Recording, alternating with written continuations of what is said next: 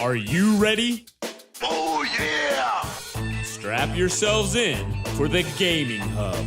With your hosts, Tyler. You can't handle the truth! Graham. The force is strong in this way. And Steven. You cannot be serious! Let's get started. Alrighty. Hey everybody, welcome into the Gaming Hub. This is episode number 119. I'm your host Tyler. Thank you so much for joining us. And before we get started today, just wanted to touch on, we're recording on Sunday the 26th, and about an hour and a half before we went live, we got news of the tragic shooting in Jacksonville at a Madden tournament. And obviously details are still coming out of everything that happened, and we just wanted to say, on behalf of ourselves and our community, our thoughts are with everybody there, and our sympathies with everyone who, has been affected by this, and your families and friends and whoever's been affected. And, we're with you. Our community, which stands for Positivity in Gaming, is with you. And, we want to work to make sure that we, create that positive environment. And if you're in that area and you're in our community and there's any way you can help, we encourage you to do that. We ask you to do that, and whether that's through giving blood or helping support in other ways, this stuff just shouldn't happen. And we're all, I think, pretty affected and heartbroken over it to see it hit this close to home. And we just wish the best for everybody there. So, all right. With that, let's move into the show, episode 119. And no real easy way to transition, but we're going to welcome back Graham to the fold. And Graham, how are you doing? I'm doing good. Like I said, that news definitely strikes you and makes you think. But yes, I am back. I wish it was on better terms to follow, but obviously it isn't. But yeah, my trip was great. I got to spend some great time with the family. The Nintendo Switch got some massive use, which it probably needed, but I got to see how it worked on like tabletop mode and like playing with 4 Joy-Cons. Mario Kart was a fun game. The trip was it was interesting. I had a lot of plans to play a bunch of video games. Like I was trying to work my way through Pokemon Yellow on my 3DS. And when you're in there with 4 nephews and see you with all these cool games and gadgets, you don't get much game time in. So other than home playing some Mario Kart, which was 4 players, thank God there was like enough controllers, I got to play a little bit. But yeah, no, it's great to be back. I definitely missed you guys, missed the fans out there. Hey everybody.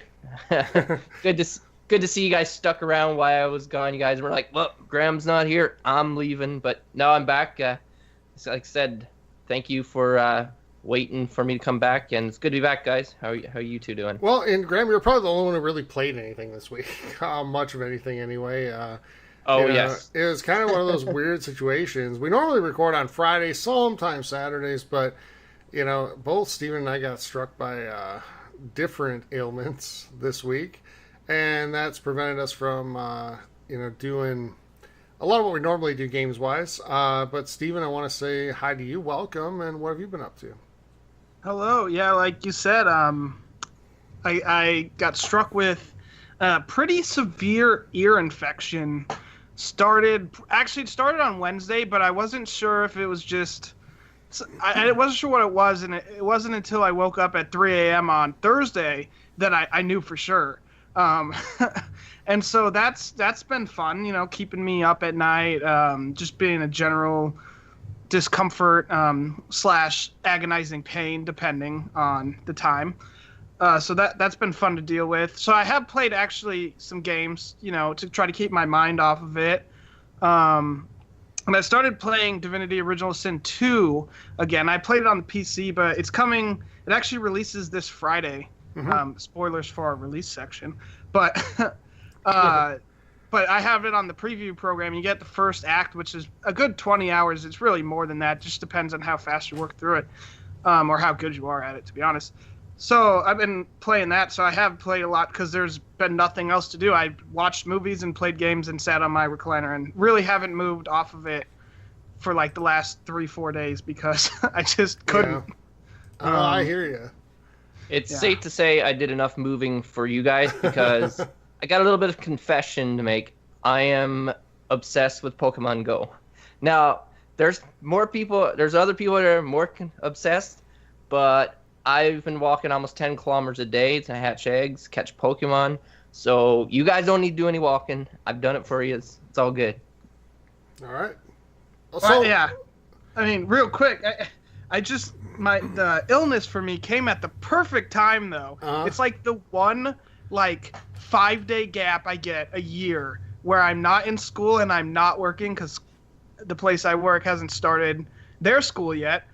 So at least it hit when I didn't have to do anything else besides stuff for the show. So I would like to say someone wanted me to be in pain, but not that much pain. So.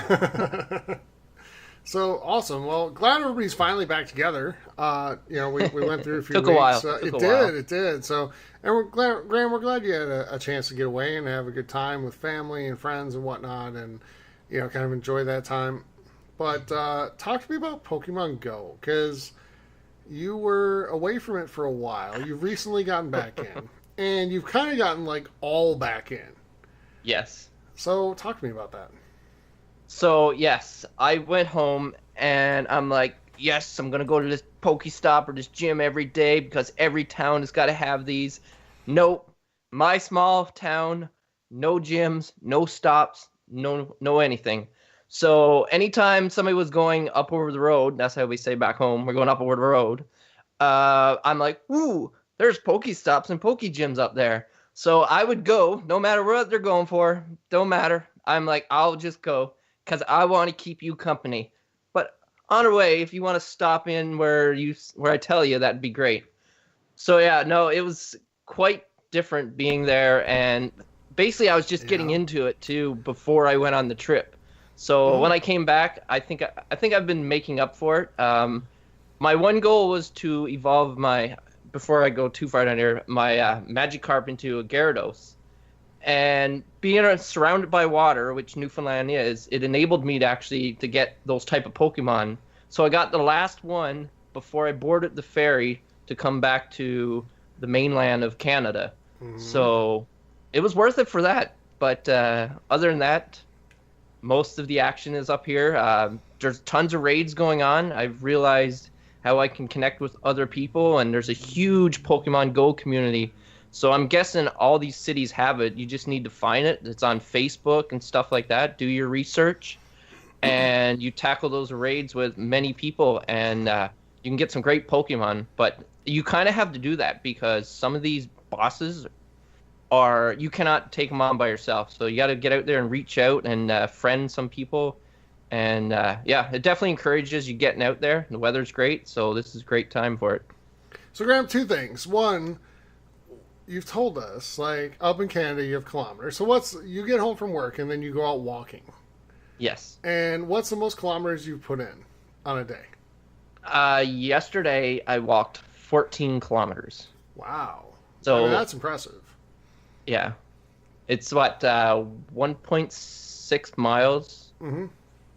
I think that's what a kilometer is. 8.7. Well, 14 kilometers, 8.7. Oh. I just Googled it. Okay. So that's still pretty good, though. Yes. So, yeah. And then second, Graham, I know you've got some extra money right now because there's people in Twitch chat saying, oh, I'm glad Graham's back. I missed him.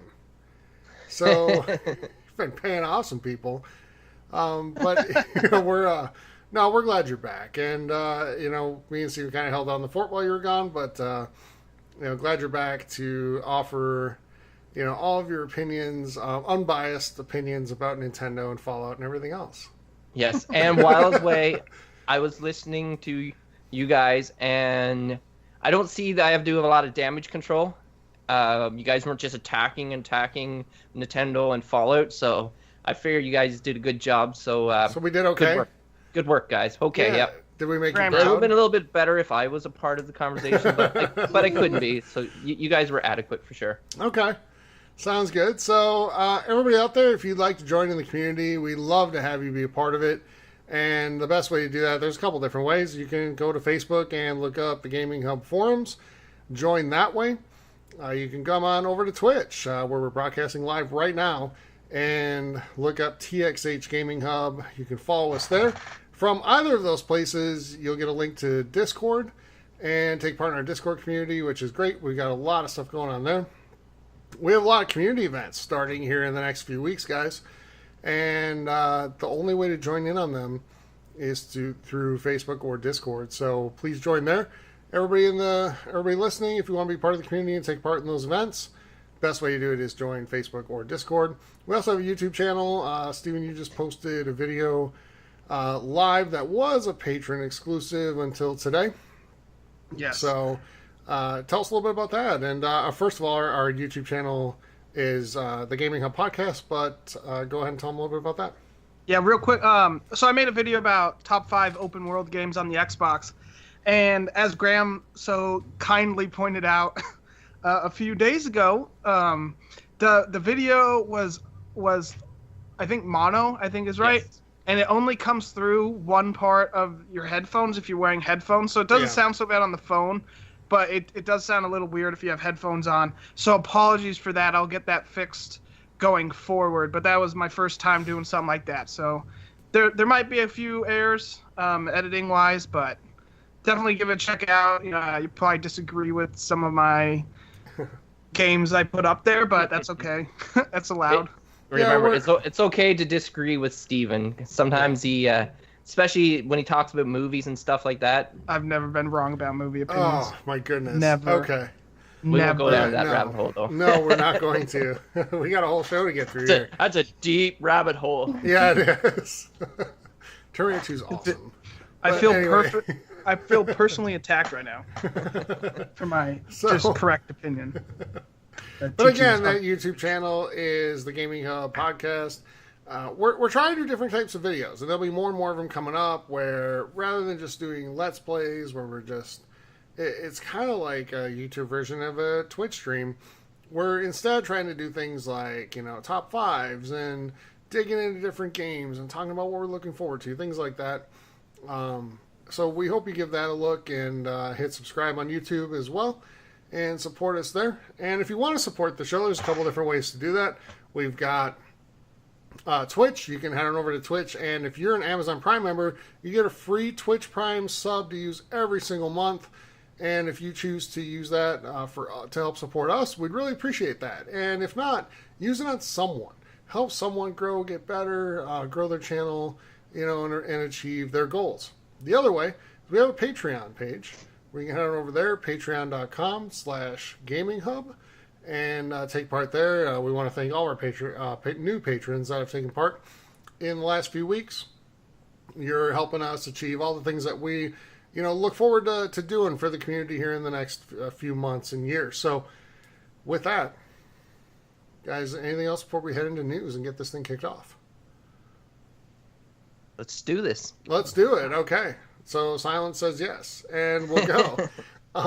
So let's start in the news, and let's start with Assassin's Creed. So Gamescom was this week, and we got a lot of stuff coming out of that, and probably not as much as we really wanted to. Like, we didn't hear about a new Xbox controller like we thought we were going to, and a lot of other things, and we'll talk about that in a little bit, but we did hear a little bit about Assassin's Creed. So Assassin's Creed Odyssey, game coming up soon. That map for that game is going to be 67% bigger than that of Origins. And probably more importantly, there's no Assassin's Creed game coming next year. They're going to take a year off again. So, Steven, you think that's a good idea? Yeah. People were complaining that they thought that they should take a year off going into this game because of how good Origins was. But I think this game's so similar to Origins in a lot of ways that they don't need the time off, or they didn't need the extra year. So they probably are reusing a lot of like the gameplay and probably even some of the areas, just changed the like skins on it basically. But yeah, I do think if it's not gonna be in this like same type of setting, that a year off will help them go and make a better better game. Because what happened with the old ones is they tried to change the story and like locations and everything so much, Yeah. and they didn't give them enough time to design it that they turned out not so good. So yeah, but this game looks really good. So I'm excited, even if it did only have a year in between Origins and Odyssey. Yeah, and I think, and Graham, before I throw it to you, I think that, you know, these two games, Origins and Odyssey, very much go hand in hand. It's almost like you play one, then you play the next to get the whole story of those two games, right? And do you see the series going more that way, where you get a couple games that are kind of companions and then a break before we reset and start something different? Or do you think it's just a year off for a year off?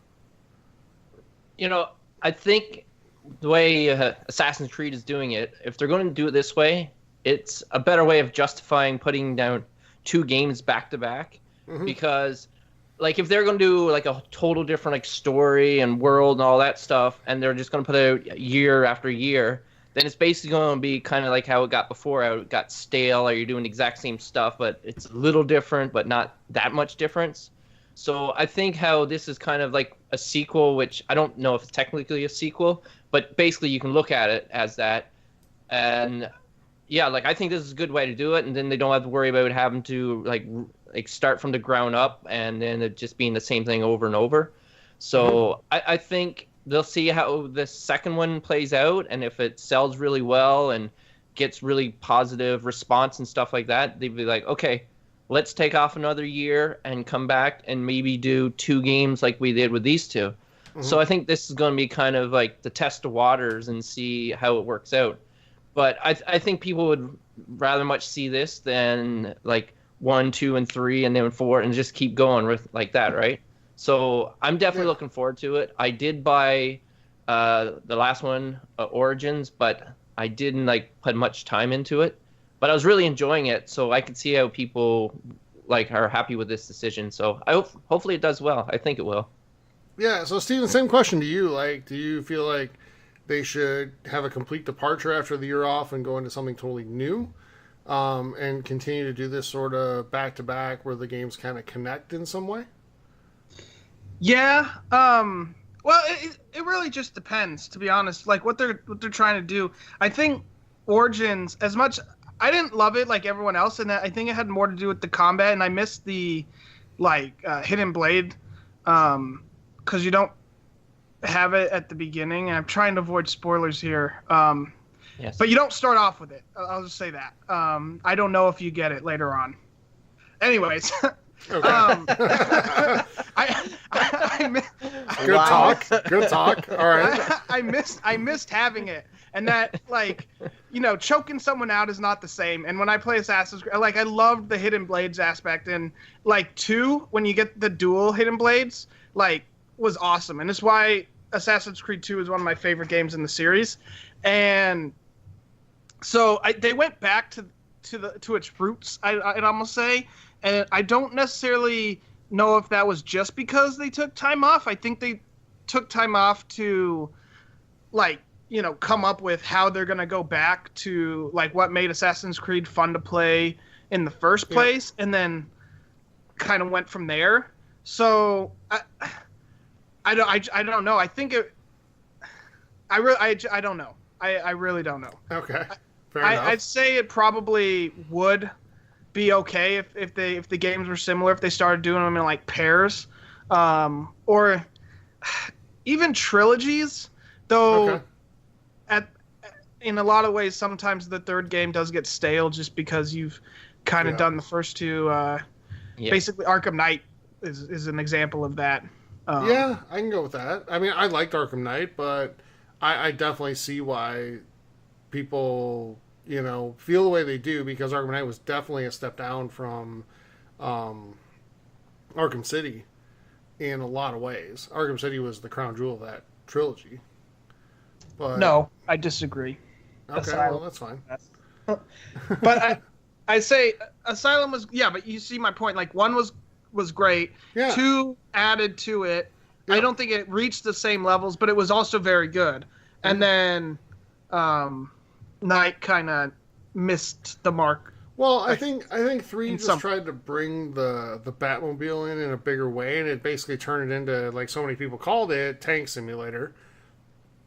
Like, there were so many modes where you're just, like, in the Batmobile, like, taking out so many enemies and stuff like that. So I'm with you. Like, I don't think it has to be a trilogy to be good. It can be just a pair of games that relate to each other, and that's fine. And if that's what they can do, and each get, like, a 2-year development cycle or 3-year development cycle to do that, then great. And why not? Yeah. So I'm all for it if it makes the games better, because man, it's been a while since I've joined an Assassin's Creed game. I'm going to predict now that the next Assassin's Creed game is going to be based on, like, Black Flag. There's going to be ship battles. No way. Because I think they're seeing the popularity of it with Skull and Bones and Sea of Thieves. So, and a lot of people say Black Flag was one of their favorite games, and they really enjoyed it. So, I think we will see one. Who invited you back? That is my... So, here's the problem. And real quick, Steve, before you go. Here's the problem. I think by the time that game comes out, 2 years from now, I think people are going to be burnt out on it, because you've got Sea of Thieves right now. You're getting Skull and Bones also from Ubisoft. And I don't know if another Black Flag-ish type game is the right way to go, because I think they're taking a lot of what really worked well in Black Flag and putting it into Skull and Bones. And building it upon is an Ubisoft title, so... Yeah. I think that's what they're going to focus... Yeah, I don't think it'll be I don't think it'll be a Black Flag game, because it'd be like a watered down version of Skull and Bones more than likely. Like, Skull and Bones, from what we saw at E3 a few months ago, looked amazing. And I can't see having that and having a full Assassin's Creed story. I guarantee there are cameos in Black. Well, okay, I can't guarantee because it's Ubisoft. Who knows what they're going to do? But I wouldn't be surprised if you saw some little Easter eggs in oh my gosh, Odyssey. No. The Skull and Bones. I don't know why. Oh, okay. I see what you're saying. Yeah. About Assassin's Creed, like especially maybe Black Flag, but I don't. So you're saying that you think it might be set in the Assassin's Creed world, so to speak? I mean, potentially. Maybe. I mean, that would be kind of cool. I was just thinking there might be like some joke, like Easter egg, hidden fun things for those that are big Ubisoft fans. I just don't see them going back to a pirate-themed Assassin's Creed game when you have a pirate game coming out, and potentially so soon. Now, if they do this thing where they do like 2 games at a time, the duet or whatever you want to call it, the next 2 games after the next 2 games. Yeah. So not the next set of 2, but the set after. So you're talking like 2023 at that point. Yeah. Welcome to Predictions 2025. I'm saying that's the one I could foresee having, like, going back to the Black Flag type gameplay, especially if Skull and Bones does so well. But I just don't see Black Flag being the next Assassin's Creed. And who knows? Skull and Bones might even be out by then. So we'll see. No, I think Skull and Bones will be out next fall, and it's going to be a tentpole game for Ubisoft next year. The game looks fantastic, and I think it's drawing upon everything that was awesome about Assassin's Creed 4, and building upon that to create a story uniquely around it. So sorry, Graham. Go ahead. What were you? No, so I'd say then it's probably safe to say the next Assassin's Creed would be next gen consoles around that time. Yeah, it very well might be, and that may be. So good point. Like, is that why they're taking a year off?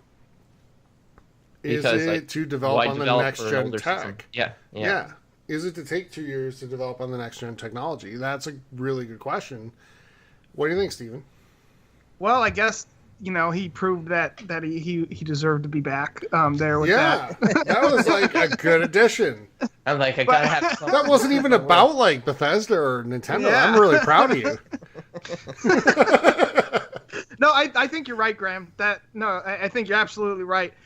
It's probably just to develop for the new system, and they might be going back to a yearly release, and it's just because of the new system coming out that they're waiting. Yeah. So there you go. Okay, heard from Graham first. Yeah, Good job, Graham. All right. Let's move into another game that Graham just loves and endears. Or is endeared to. PUBG. Because I'm so good at it. Yeah. What's the best you ever finished in PUBG, Graham? Well, I didn't get any kills, but maybe I was in the high 30s, possibly. All depends on how many people died coming in to the game or backed out, or how well I hid. Okay, sounds good. But I didn't earn those numbers, but I got them. Hey, real quick, thanks Casey Ray for the sub on Twitch. Really appreciate that. But Graham, PUBG is leaving Xbox game preview next month because we're going to see PUBG 1.0. So that means like the entire map will load in instead of being like invisible. Well, that means it's launching. That means it's becoming a full game now, right? They've talked about the DLC they're bringing out, or the upgraded maps and whatever, the new content, all that stuff. So it's finally leaving the stage of like where it's just, early access or game preview or whatever. And Steven, I want to ask you, like, we talk about Fortnite a lot, and PUBG was all the rage like a year and a half ago. Remember, it was a finalist for Game of the Year at Game Awards. And then Fortnite came on the scene and like just blew it out of the water. Does that mean that Fortnite's failing? Does it mean that PUBG, does it mean that PUBG's failing? Does it mean that PUBG needs to do something big and special? No. I want to know what their concurrent player base is. I know Steam has those numbers pretty available. I don't know if Xbox or PlayStation does. But I would like to see the concurrent player base. Did you say PlayStation?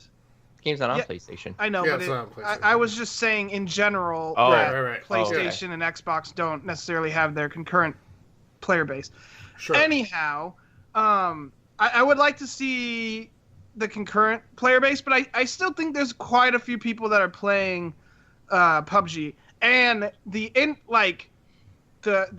sign will be when like Call of Duty releases how many people are still playing PUBG then, because you might have people that go over for a more probably smoother experience. Because even though PUBG's 1.0 or will be on the Xbox, when it went 1.0 on the PC, it was not a smooth game, I should say. There were still glitches and stuff. Sure. But people liked it. I know there's still people that play it a lot. I don't think it's failing. I think Fortnite just appealed to a broader audience, though I don't think they appealed to the same audience, if that makes sense. Right. Yeah. No, I don't think there are a lot of people that switched from PUBG to Fortnite. No. Yeah. So Graham, if I were to throw both games in front of you right now, Fortnite and PUBG, which one would you play? You have to pick one. PUBG. Okay. Why? Because I suck at building. Okay. I like the more realistic side of PUBG. I'm not big on the cartoony kind of thing and take out this giant axe or sledge or pickaxe, whatever you want to call it, and break down like stuff and gather materials. Like, I play enough material gathering games, even though it's not quite the same with the inventory and stuff like that. But you still got to like beat down stuff and then go build and stuff like that. I'd rather just get an airplane, jump down in a parachute, go around, scavenge like buildings and stuff like that, and maybe get a vehicle and go after people. There's no vehicles in Fortnite, is there? There were. Yeah, there were like the golf carts. Yeah, the golf carts, and there were the shopping carts for a little while. Carts. Okay. Yeah. But not like the vehicles in PUBG. So no, personally, I like PUBG better. I probably played both of them almost the same amount of time and did just as terrible in both of them, but I feel like I enjoyed PUBG more. Like you said, the realistic side of it probably appeals to me more. Yeah. How about yourself? What would you choose? Yeah, and I would take PUBG as well. And it's not that one's better than the other. I think they appeal to very different audiences. Yeah. I think that, and this is just opinion, but I bet I'm not wrong on this, that, Fortnite skews to a much younger audience base than PUBG does.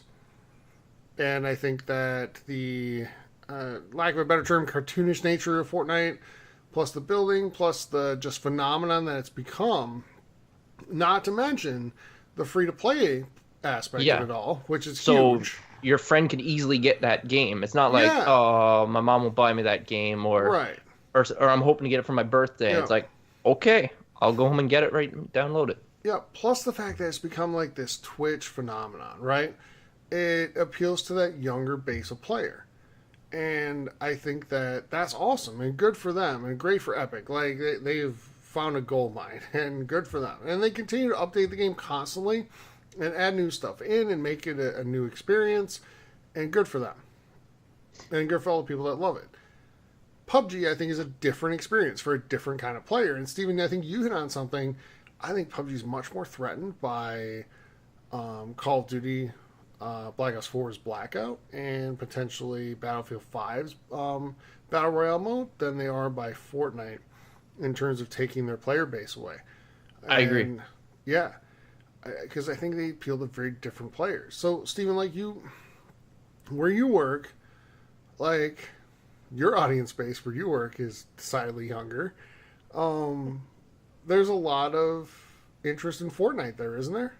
Yes. Man, they all ask me to play with them too. I say no, I hate that game. Fortnite sucks. But they all love Fortnite. Like, I saw a joke the other day on Facebook, and it was like middle school dances nowadays look like a Fortnite lobby, or probably look like a Fortnite lobby. And I was like, that is 100% accurate. Just because I like anytime the kids like have just feel like dancing, it's Fortnite dance. Yep, all of them. That's all they do. Yep. And that's the point I was going to make, is that like elementary schools and junior highs don't have to make rules around stuff that you see in PUBG. Yeah. But they have to with stuff in Fortnite. Like, they had to make rules. We've never heard a single thing about, like, parents buying their kids lessons for PUBG. At least not in the mainstream, right? Yeah. I mean, it might exist, but we talked about it a few weeks ago, like, parents buying their kids lessons for Fortnite. And that's great. Like, if that's what you want to do. I still find it weird, but okay.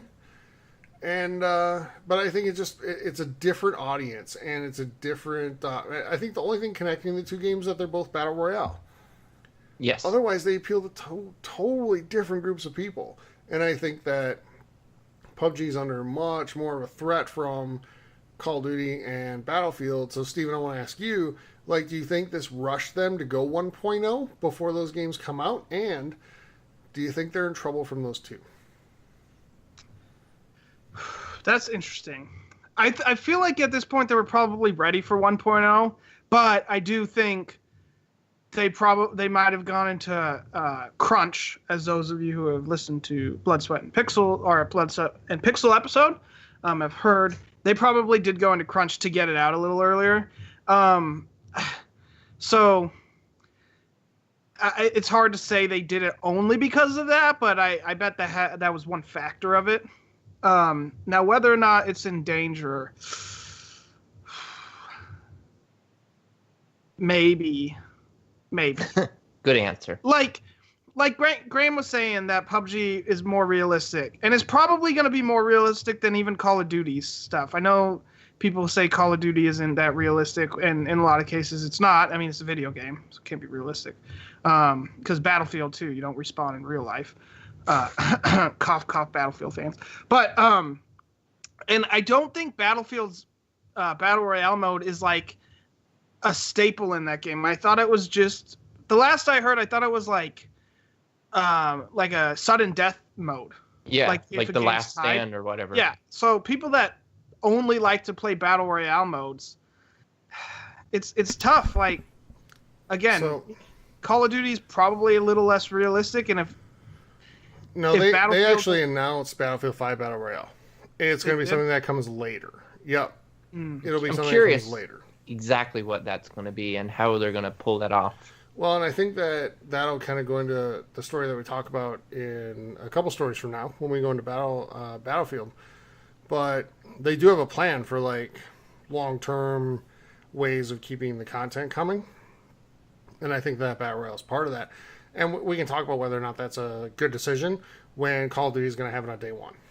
Yeah. So no, makes sense. Yeah. But Go ahead. Steve. We'll talk about that then. Yeah. Because I have something to say on that, so remind me Yeah. when it's time. All right. But Okay. I don't think if I'm the people that made PUBG, I don't know if I'm worried, but I'm not like sirens blaring worried, if you know what I mean. Like there are causes for concern, but I still think they're gonna have a decent audience for a little while. Battlefield 5's Battle Royale mode is when I'd be more worried than Call of Duty's. I'll just leave it at that. Yeah, I'm with you on that, 100%. And I think if PUBG does a good job putting out good maps and good content, they're going to be fine. I really do. Yes, But but I it's just can't do feel Call of Duty Black Ops will be their biggest competitor, more than Fortnite. Okay, why that one?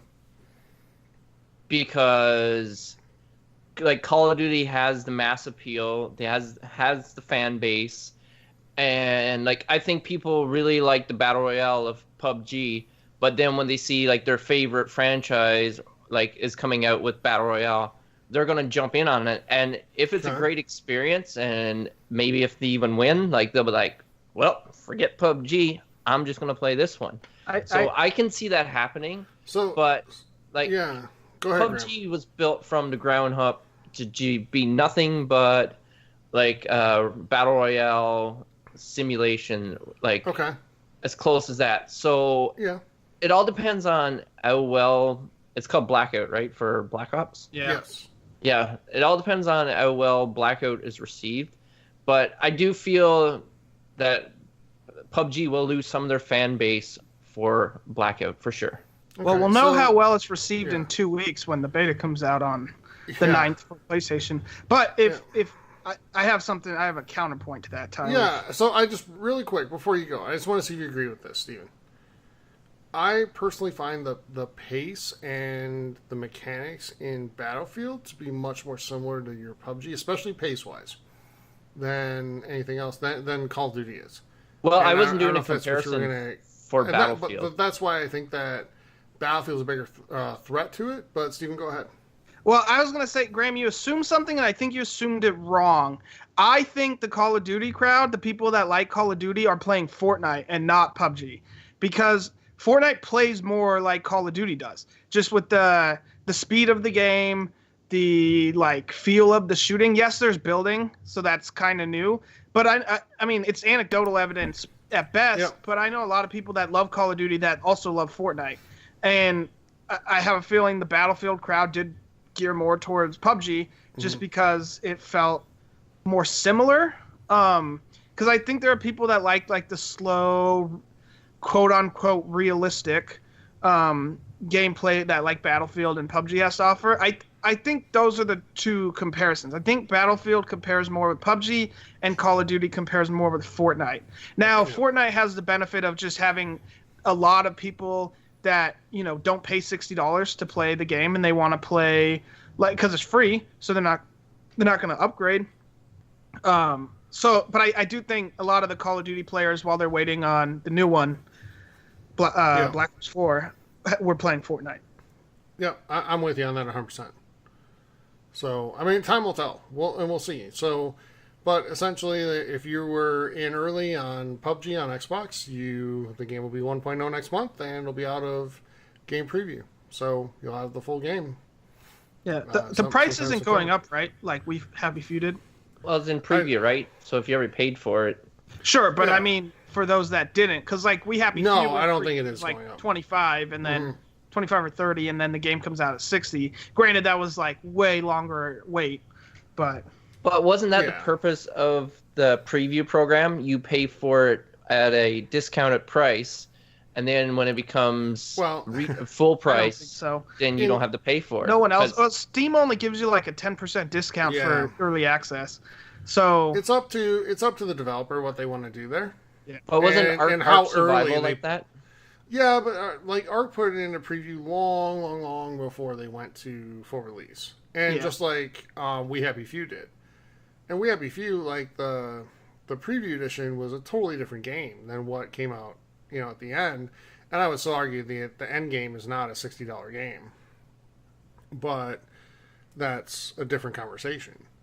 I got a feeling PUBG will be more expensive.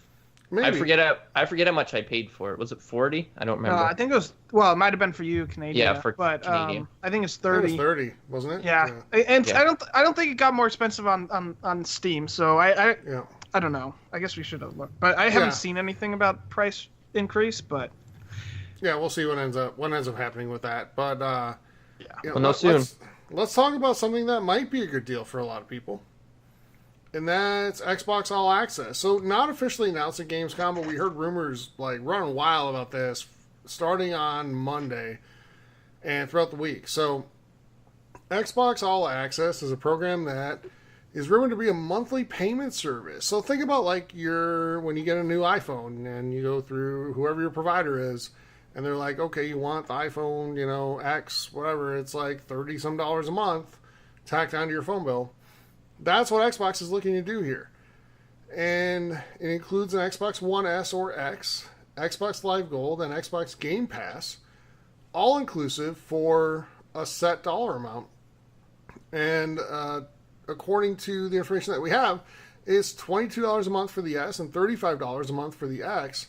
Also comes with, like I said, Xbox Live Gold for a year and Game Pass. And it's a 2-year payment plan, so you have those things throughout the entire 2 years. We had a question from a member of our community, Captain Chronic 92. What are your thoughts on the rumored Xbox All Access plans? Would you consider going about it this way?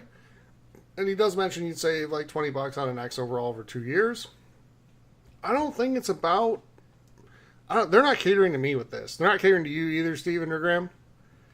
They're catering to people who don't have an Xbox right now. Or 3. Yeah. Because, if you want to get an additional one, great. But this is for people who want to get in brand new. Yes. That's a great way to bring in new people, though. Yeah. Because if you think about it, like we were doing the math for the show, like the One X is $500, and a year of gold is $60, and a year of Game Pass is $120. So you're talking $680 out of the gate to get an Xbox One X and really be able to do anything with it and have a bunch of games out of the gate. That's a tall order for a lot of people. Mm-hmm. So I think, $35 a month on the, in comparison is pretty affordable, at least much more affordable for some people and might entice people to get in, so Graham, what do you think? Do you think this is something that is a good idea if it ends up being true? I think this is a great idea. It's a great idea to expand your customer base, because like a lot of people still have just the 360. Like they like Microsoft and Xbox, but they're like, I don't want to spend all that money all at once. So when they see this affordable option, then I think it's great. And I even think it's great for people who say have an Xbox One S, they have a 4K TV, HDR, and they want to get the One X, and say if they already had not all access, but if they had like Game Pass and stuff like that, then basically they could cancel that and do this deal and get a One X. So I think it could appeal to people who have One S and want the One X and don't want to put out all that money. And it could bring on new customers. So if this actually comes to fruition, I think it's a great idea. But one thing is, if this is something that they're considering, why wouldn't they consider this and announce that at E3? So, like, when's our next potential announcement for this? Will this be next E3, or is there another big event coming up, or do you think they'll just announce it one day? I think they're going to announce it really soon, and the rumor is, before I throw it to Steven, that this was something that was going to be maybe North America only, or maybe United States only, so they didn't want to announce it at Gamescom, which is a European-centric game show. But Steven, what do you think? Like, is this a good deal? Yeah, just sheer number wise, you're saving like $100 for the S and $50 for the X. You did the math. If you assuming you pay for gold and stuff, at this deal, like for the X, it's $840 over 2 years, whereas for all that's included, without that, it is $860. So you're saving what, $20 there? But you save more on the S because assuming the S is what, 250 or is it 300? I may have put the price in I wrong. think Probably you can get it for 250. 250. Yeah. Yeah. But you're saving money. You get a bunch of good games, and you don't get hit all at once. Because like it's kind of hard to drop $500 on a console. I mean, Yeah. It's just like for a lot of people. But this is great for those of you that like have like not necessarily a fixed income, but an income where you don't have a lot of spending money. This might be a way for families to get families to be able to like have some sort of entertainment system, because like people deserve to have some form of entertainment, no matter how much money they have. So I think it's a great deal, and I almost wonder if it'd be a good deal, like if I should do it. I know. I almost wonder why something like this didn't happen before. Maybe the next Xbox system. Well, That I hope. yeah, and I think this is a lead up to the next gen console, because you're going to offer people a much cheaper way to get in at the beginning. Yes. And I would which is probably do it. fantastic. But here's my question to you guys, and Steven, I'll throw it to you first. Does this just show that Xbox is kind of waving the white flag as far as exclusives go, and they're all in on Game Pass the rest of the way this gen until 2020?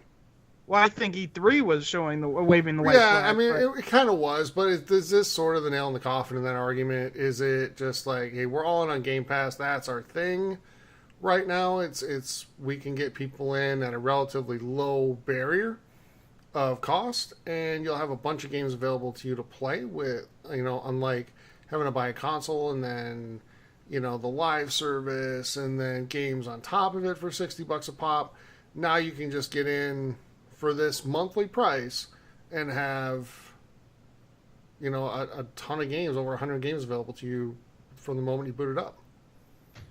Yeah, I think so. Because I really do think that the new generation is coming in 2020. It's just, the more I think about it, the more that's being shown, it almost feels like a guarantee. Yes.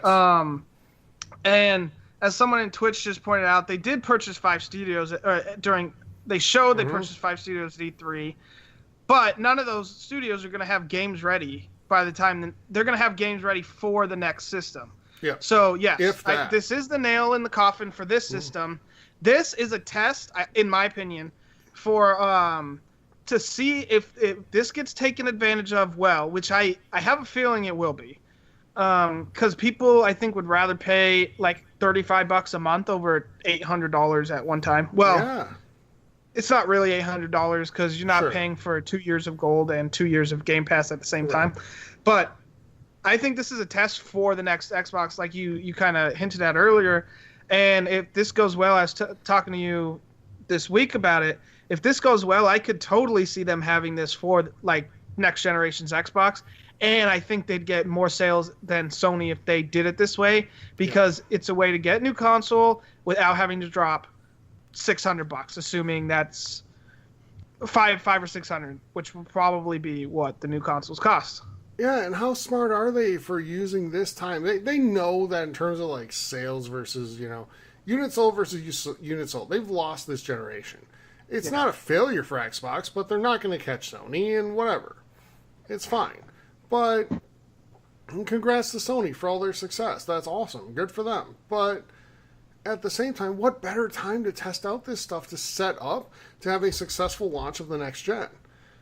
And I think they're playing their cards right now. Graham, what do you think? No, I agree with you. I think Sony is like, oh man, why didn't we think of this idea before? Like, can we steal this idea? Well, I don't know, but this is a great opportunity to bring. If you're a company and you're looking to bring on more customers, even Sony, this is a great way to bring on more. Like, Sony might have more people right now, but this allows Xbox to grow substantially. And the thing is, like, when people look at the systems, like, oh, I get the system, but now these games are $80 a pop Canadian.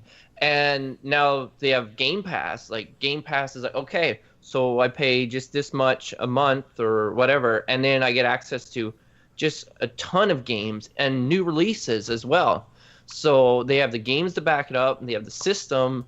So yeah, I think it's on right now, and I think Xbox is they're coming out full force into the next gen. So I think Sony is maybe we should do this crossplay thing that everybody keeps yelling at us.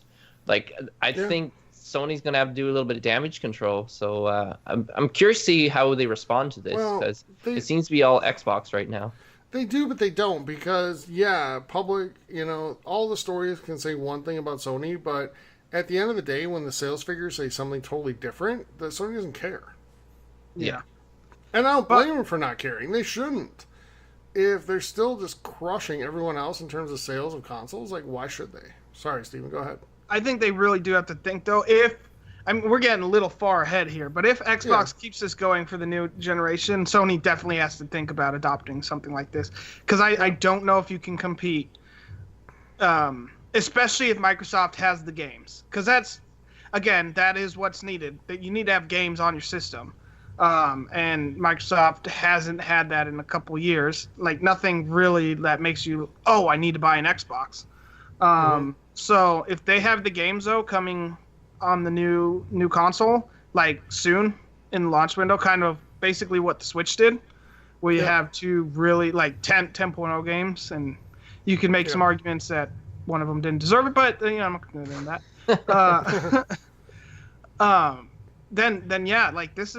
This does threaten Sony, but time will tell if Sony realizes it. And looking forward again, the problem with all of this for next gen launch is Xbox would have to have backwards compatibility set up from day one, hit the ground running, and then at that point, all of your Game Pass games are going to be back compat games, except for first party launch titles. Assuming they keep Game Pass going, but yes. Yeah, but you have to think that they will, right?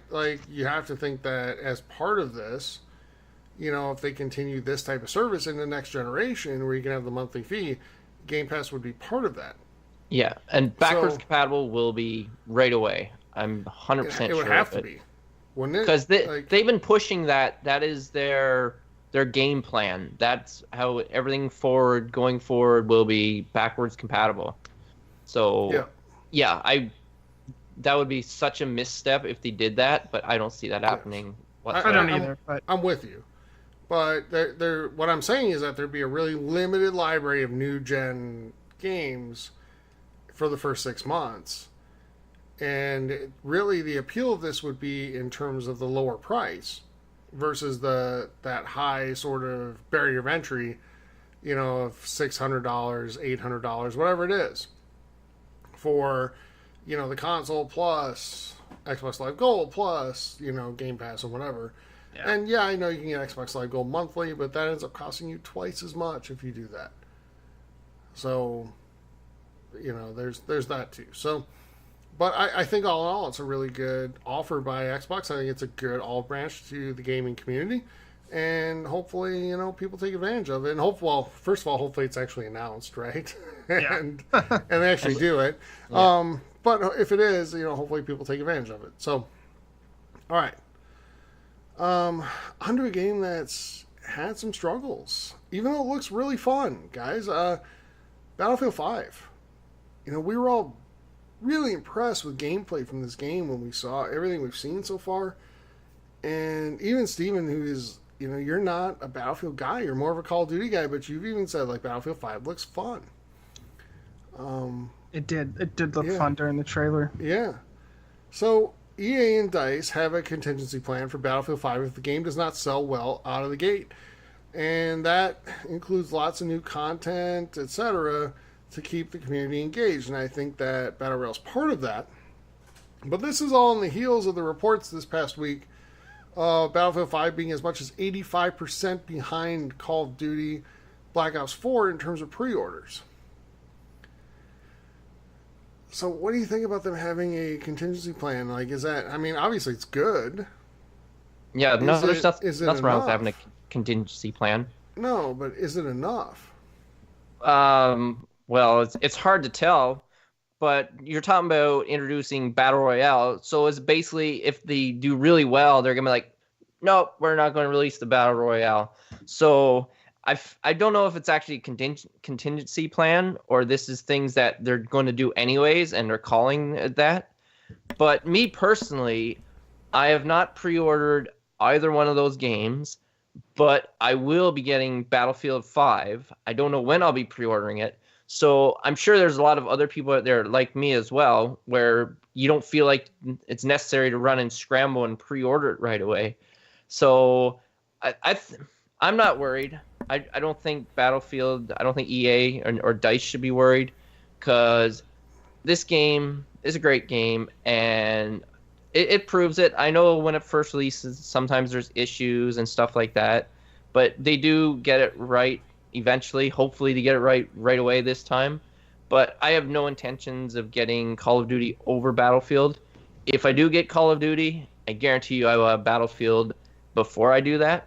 But yeah, I'm not worried. But it's always good to have a contingency plan if that's exactly what it is. But yeah, and I don't think like the battle royale is part of the contingency in terms of like, well, if it sells well, we're not going to put this out. Of course, they're putting it out. But yeah, obviously.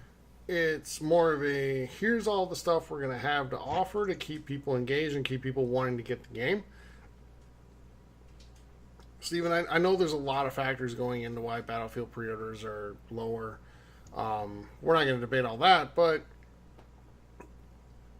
at the end of the day, like, do you think most people that are going to buy this game have committed one way or the other yet? Yeah, I mean, you're either a Call of Duty person or a Battlefield person, or you like both. So I think people, I don't think there's that many people that like are like, well, I have to wait and see, type of thing. Yeah, I think you just I'm with you. enjoy one or the other.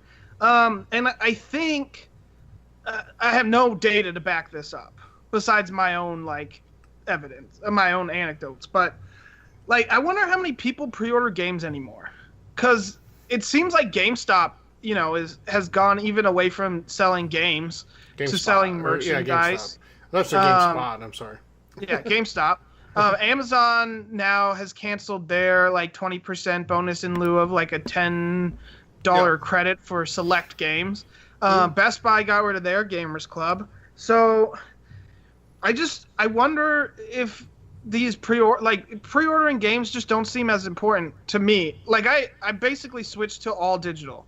I know you have as well, Tyler. Same here. And there's a reason for that other than just, you know, there's convenience. Lazy. Well, convenience is one, but Graham, you have two outside of the Switch. Oh, listen, I'm lazy as well. If you game share though, like you have to buy digitally if you want the other person to be able to play it. That is true.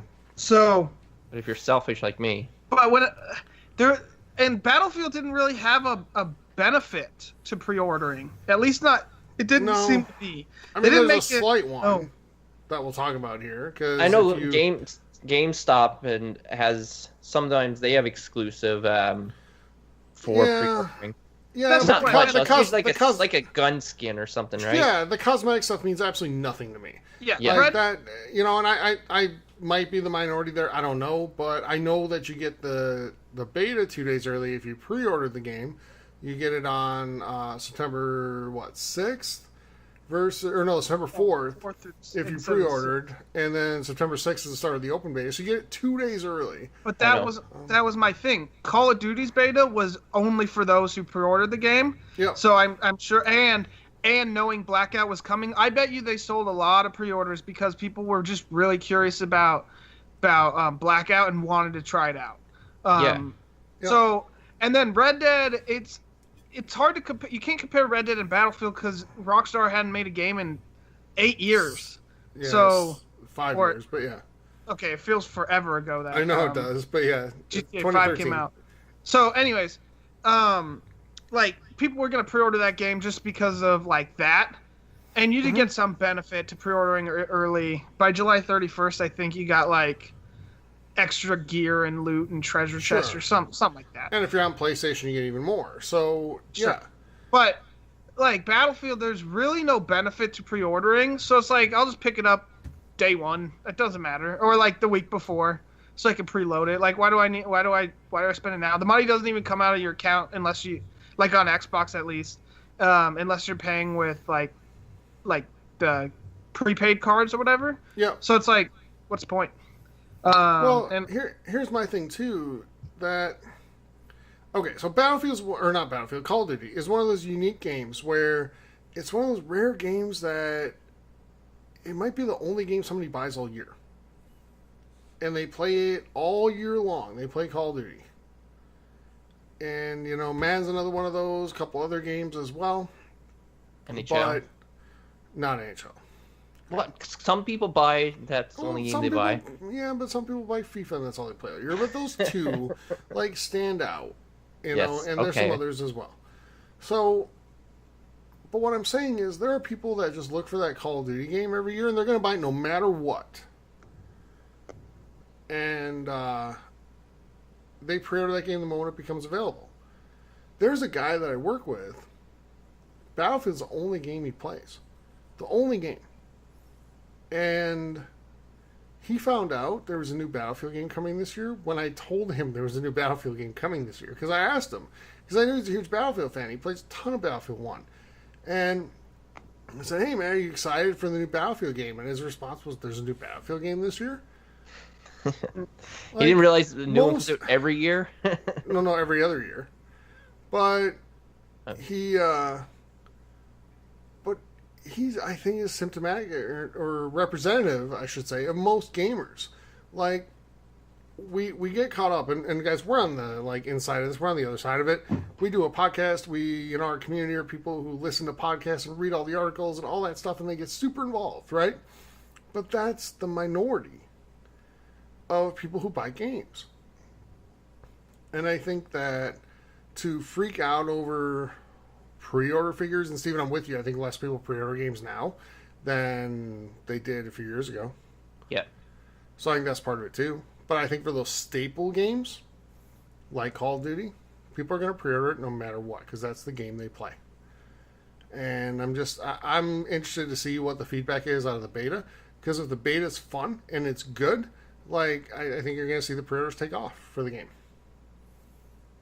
But that's just me. Yeah, I agree. And I'm not, Battlefield 3 was the last game I think had a terrible beta, and then the game, came out right behind it and was also terrible. And so they've had, 2 games in between there? Has it only been 2? 4. Plus Hardline. 2. Yeah, Battlefield 4, Hardline, and Battlefield 1. Or 3. Yeah. And expansions that made the game better anyways. So, I'm not necessarily worried that the game's not going to be good. I mean, everything that's been shown, it looks really, really, really good. And granted, those are trailers, and sometimes the trailers get, edited to look really good. But, sure. Battlefield 1 was good, so I assume Battlefield 5 will be a lot of the same. I guess time will tell, but I don't think pre-orders are as good of an indicator as they used to be for how successful the game will be. I don't either. Or even how successful it will sell on day one. So yep, I'm with you, and I think the beta is going to tell the tale. Because let's face it, a beta in September for a game that's coming out in October is not a beta. Stress test. It's a stress test and a demo. And we'll talk a little bit more about that later when we talk about a different game. But, alright, so let's move on. Devil May Cry 5. That's a game we saw at E3. Were any of you guys excited about it? Steven? Excited? No. Well, a little bit. I mean, it looked interesting, right? Yeah, it looked interesting. Okay, so you'll be able to play it on March 18th, 2019.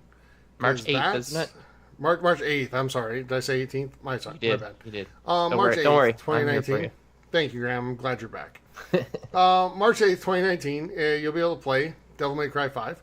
That's when that game launches. So, that's awesome. What I wanted to ask you guys about, man, it used to just be September through mid-November that we had to just kind of suck it up and say we're not going to have any money for food or anything.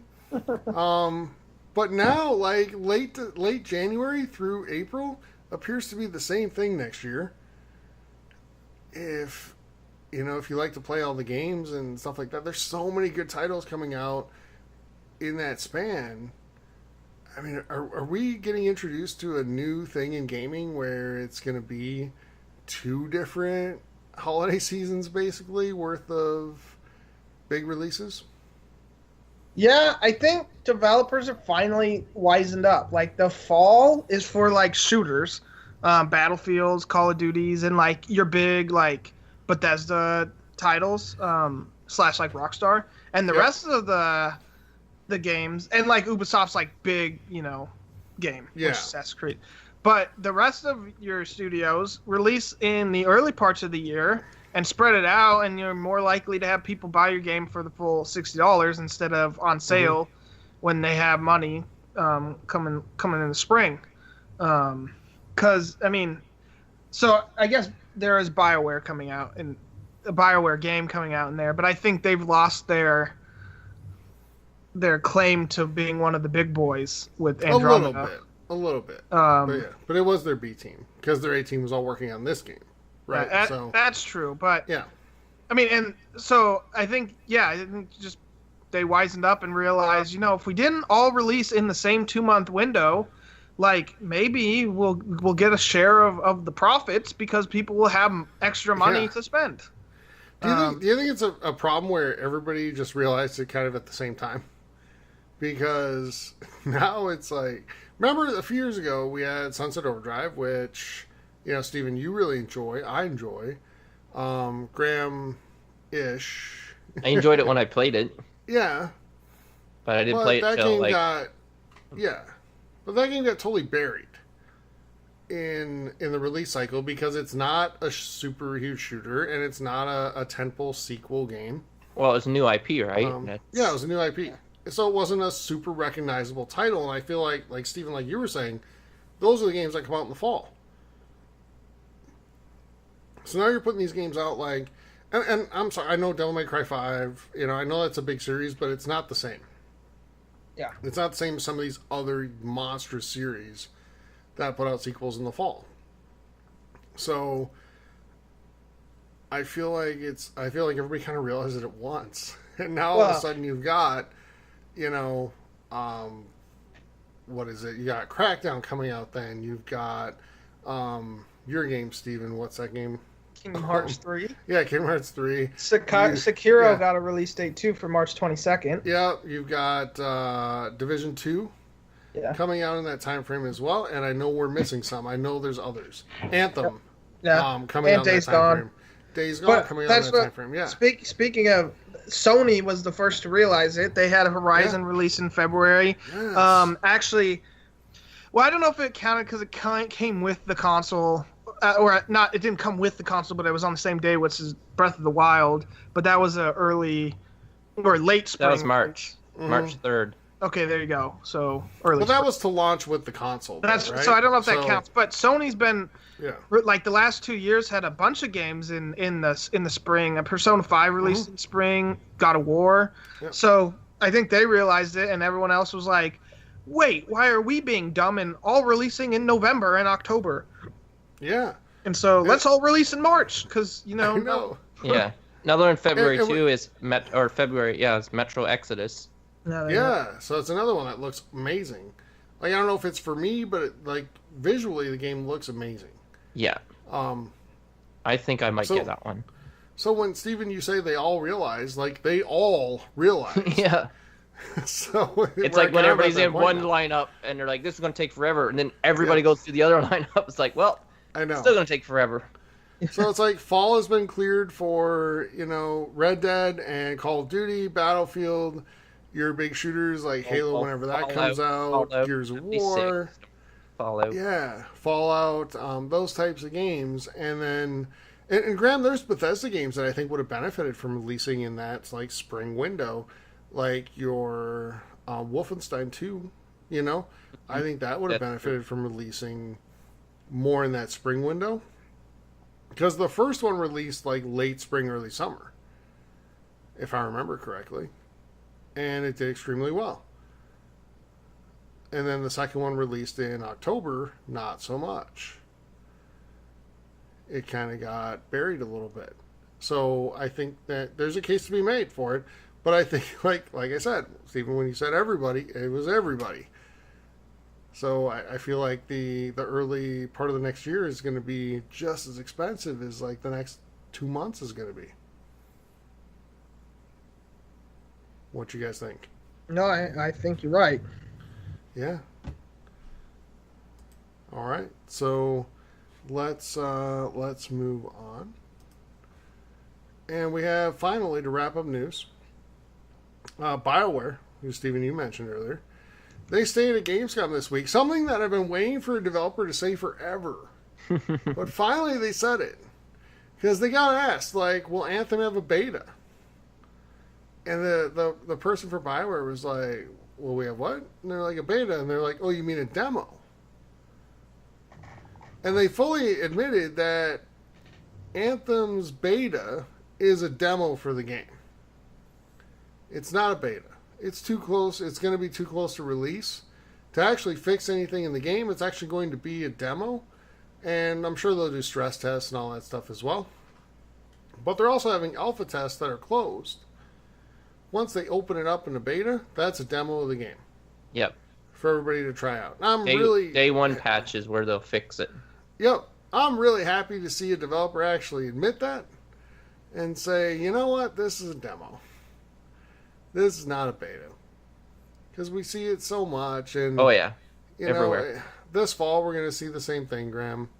Fallout, demo. Yeah. And Call of Duty, mostly demo. Battlefield, demo. All that stuff. Like, it's really just a demo. Destiny has been big on this as well.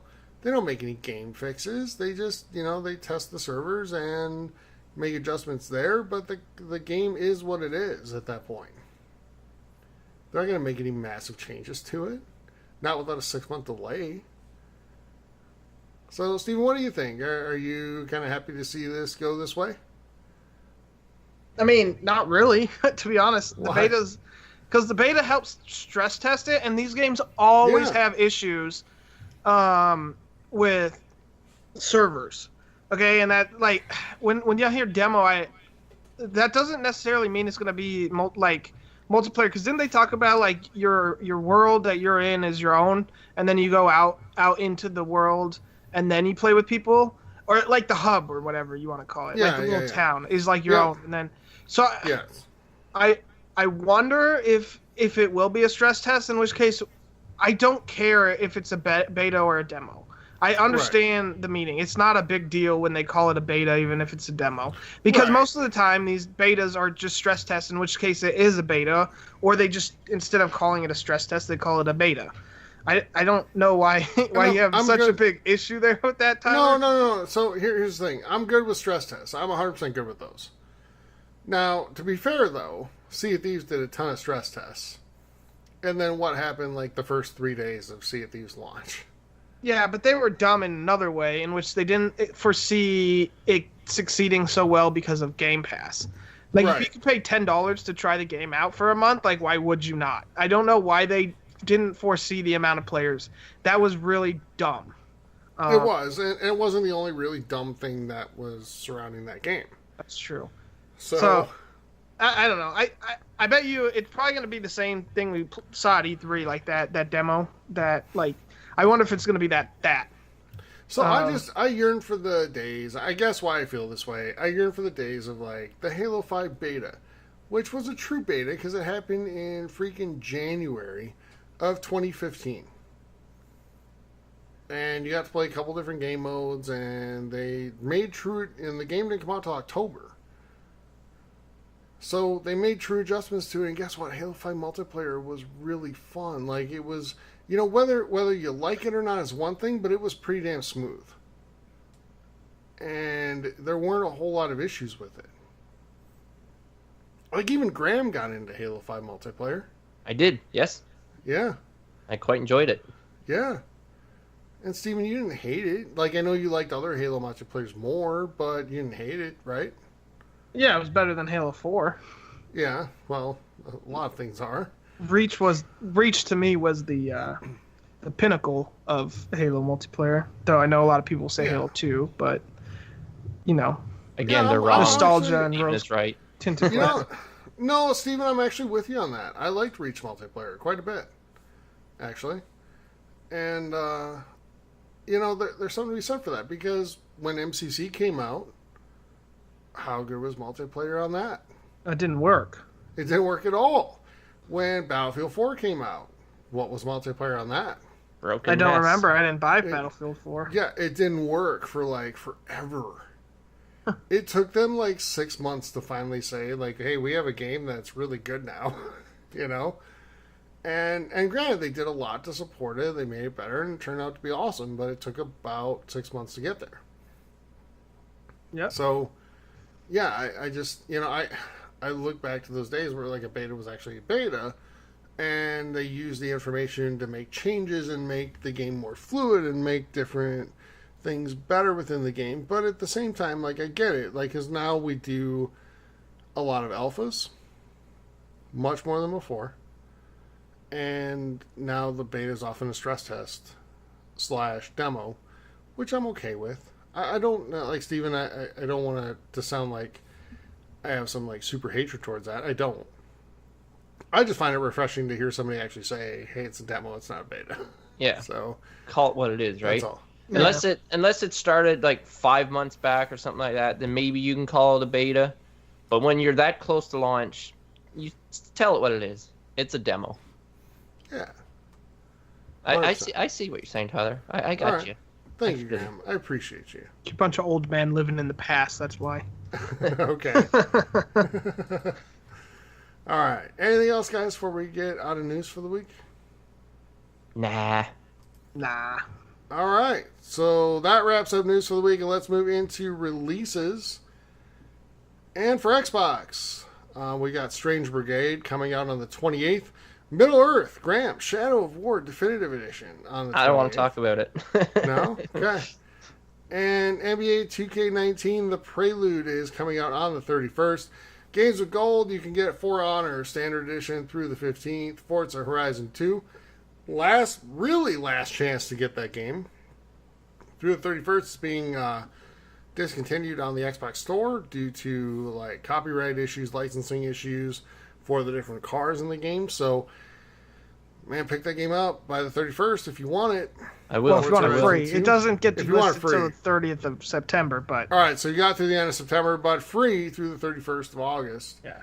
And again, Steven, I'm sure you've downloaded this already. Disney Epic Mickey 2 until the 31st. I did not. Is there any other kind of Mickey except Epic? That's right, Graham. You tell him. So those are your Xbox releases and games with gold. Steven, let's go to you for PlayStation. What do you got? All right, so on the 28th, you can get Yakuza Kiwami 2.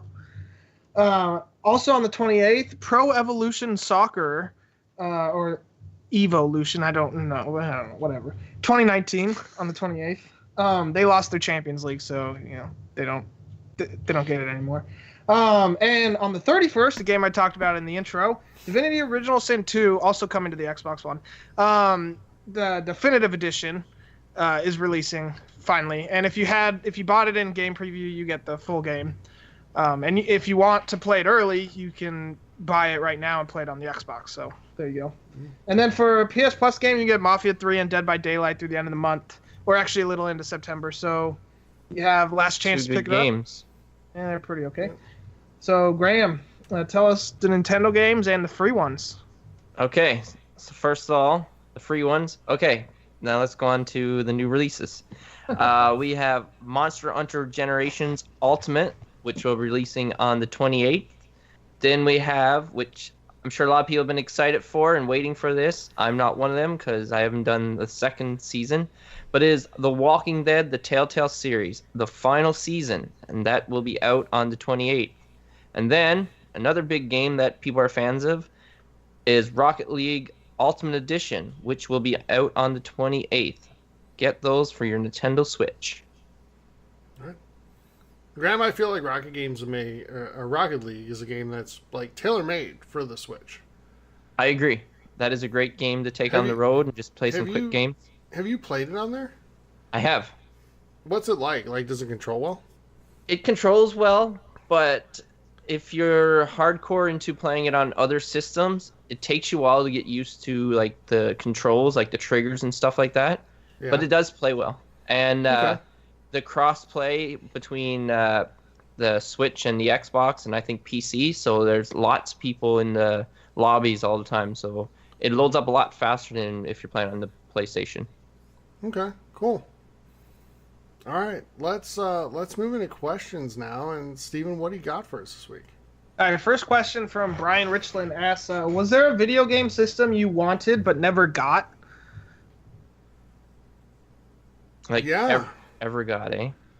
Yeah, for me, I'll say the Dreamcast. That was his answer, actually. Was it? Okay. And, you know, I'll also give, like, you know, honorable mention to the PS3. Never 'Cause had one? No, I never had a PS3. I had a 360 the whole way through. Ah. Yeah. But the Dreamcast era was amazing. So, like, that era I had... I went from, like, NES to Genesis to PS1, and then the OG Xbox. And then 360. So...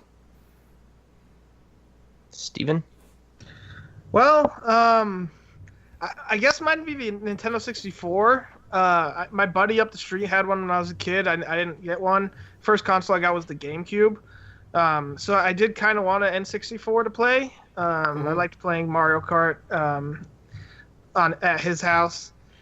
And, I mean, PS3 would have been my answer, but I did get one late in its cycle. And you know why I got one too, don't you, Tyler? what was it again?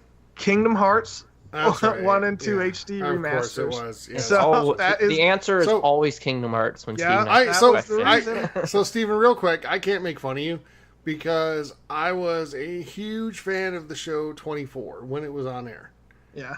right? And on the PS2, which I owned for like a week, there was a game, 24 the game, that was a PS2 exclusive. And I went and bought a freaking PS2 just to play that game and then returned it. So I can't make fun of you. The game wasn't very good. Graham. Okay, so I basically have owned later down the line every system that I've wanted. There's systems where I didn't get up to way down the line, but I got it. But a system that I never owned was the Sega Genesis. And the whole reason I wanted a Sega Genesis was for Sonic Spinball. Because that game was so much fun, and I never beat it. And that was back in the day when you wanted to beat every game you played. And that was one of them. So that would have been a system I would have loved to have had. Non-sarcastically, I do remember those days. Yeah.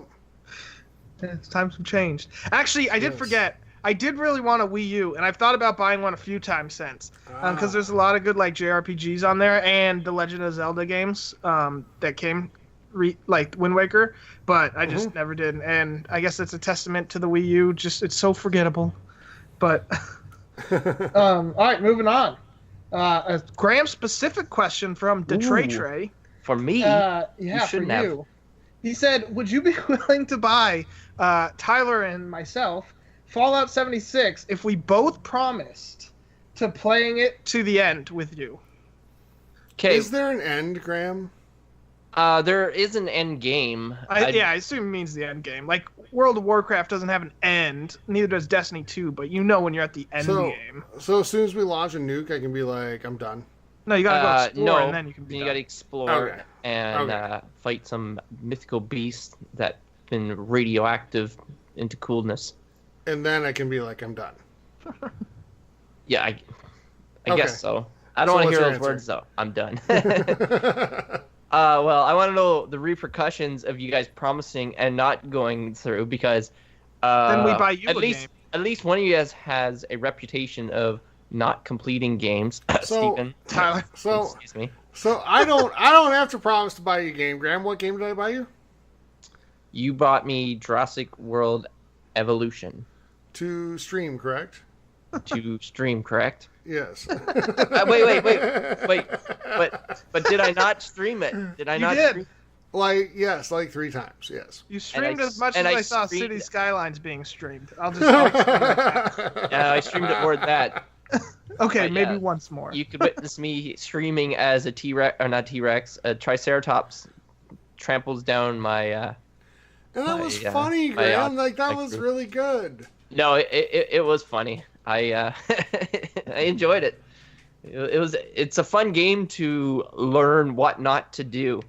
Like, don't release a dinosaur into a carnivore cage, because Yes. as soon as he was born, it was right out of birth. He was like, "I'm alive, freedom, the world is so beautiful," and he ran out and got eaten right away by my Ceratosaurus or whatever it was called. Grant, you were about as smart as the people from the first Jurassic World. It's true. I'll just leave it as that. Yeah. You ran your park as well as they did. Yeah, I don't know what I was thinking, but we won't go too far into that. But yes, you did buy me that game, and I did stream it, and I should stream it again. Yes, you're right. So what I'm hearing is Fallout. You're gonna buy Fallout 76 for me and Tyler. You only have to buy it for one of us if you buy it digitally. We both get it. So It's true. yeah. Am I able to transfer my digital copy to one of you guys? Because I will own a physical and a digital copy. No, I doubt you're it. not. Because So And you also cannot buy like a gift, yeah. because we learned that with the Jurassic World experience. Yeah, I really wish they would just make it so you like paid whatever the rate is for the country and you bought it. You know, if you have friends out, that's Yeah. silly, but It's whatever. true. Like, they promote it and they push it, and they're like, "Oh, but you can't do that." And like, say if I was, I don't know, like 200 meters on the other side of the border, because there is a border right at Canada and the U.S. And if No. I buy something It's there, I usually what can't there play is it between here. 2 different countries. Yeah. Yes, I know. I'm just.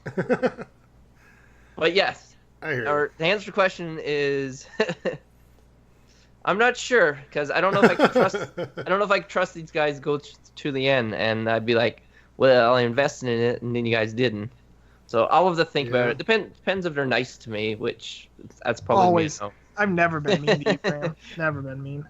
But we'll see. Graham, We'll let Graham, you know. have I'll let I- you know. Graham, have I ever been not nice? There was that one time. Really? Yeah. When? We don't talk about it though. Okay. All right, Stephen, what else you got? All right. Piracy asks, rumor has it that Anthem is going to be a live service type of game. Do you think EA will take a good approach like Warframe or Overwatch with free updates, or a worse approach like Destiny where you pay $60 for half a game? I heard about that. So I would love to say that it's going to go the former, but I think it'll be the Destiny format. It's not 60 for half a game. If you buy No. it inside the game, like I looked yesterday because I actually sent Tyler a message. It was like, I'm crazy right now. I kind of want to play some Destiny. So I went and I loaded it up, and you can buy it for 40 in the game. You can only buy it for 60 Yeah. in the store. I think that's silly, but look at that. You save $20 for half a game. There you go. So $10 more than half price for half a game. Yeah, I'll be honest with you. I don't mind the model that Destiny has. I think it's okay. I think you get, what do we get, 2 DLCs throughout the first year? No, but see, that's where I have the issue. Is they what's it called? In Destiny 1, they had a season pass and an expansion pass, right? And Yep. like the season pass was for DLC, quote unquote, and the DLC like was just not very good, and the expansions was when like the good stuff came, right? Well, Sure. in Destiny 2, the expansion pass, they were like, we're not going to have a season pass for DLC. The expansion pass was DLC, okay? And now then they have the year 2, which is like the full what the expansion pass was in the first game, and that's what I have the issue with. They just changed the So, name but didn't change the actual model of what you're getting. Here's what I have an issue with, and this is where kind of day one players get sort of screwed, is that I'm pretty sure you'll be able to go the day that what's it called, Forsaken releases, and get Destiny 2 plus that year 2 for what, $60? You can. It's already available in the store. Yeah, You so can buy it right now. So you get all that original content and stuff for $20 plus the new stuff. And I sort of have an issue with that. I think you're kind of screwing over your, more dedicated, loyal players that have been there since day one. And I guess I have an issue with that. So I can see where players get riled up and aren't real happy with that format. But I don't know, it is what it is. And, Activision's never shied away from trying to make money. Yeah. I guess we should answer the actual question, though, and talk about it. Yeah, well, the thing is, neither is EA. Yeah. So we'll see, though. They did promise to... With Battlefield, you're getting free content, right? Like, there's no Yes. season pass anymore. That's, I think, more in response to Battlefront than anything else. True, but who knows? Who knows? Yeah. I don't know if it'll be as egregious as, like, Destiny is. If you can even make the argument it's not egregious. But I think it'll be closer to probably what The Division does. Sure. Which is, like, a $40 actual expansion pass. That's not super bad. Yeah. Mm-hmm. All right. Sorry, did anyone else have any answers for that? Graham? Well, I can say... Graham, I know you're a huge Destiny fan, so... Oh, no, I don't want to talk about Destiny. About Anthem, though, I'm okay with that, especially if the game is good. Like, I will give them more money if it's going to give me more content, if I'm enjoying it. But I do have an issue as well when you pay for a season pass and then they come out with other stuff that you don't get, you got to pay for. It's like, that kind of defeats the purpose of a season pass. And like Tyler said, if you're on board right away and you give them the money, even though you haven't played it, it's just you trust them, then I think you should be rewarded for being faithful to them.